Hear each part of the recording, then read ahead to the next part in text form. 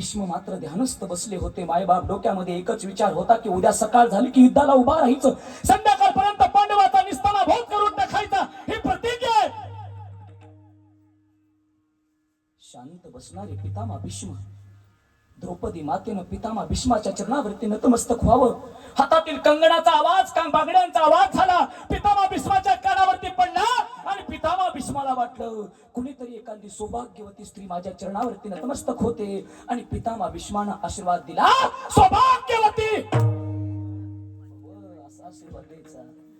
ऐका, डोळे उघडले आणि डोळ्याच्या समोर द्रौपदी दिसली आणि पितामह भीष्म गालातल्या गालात हसू लागले.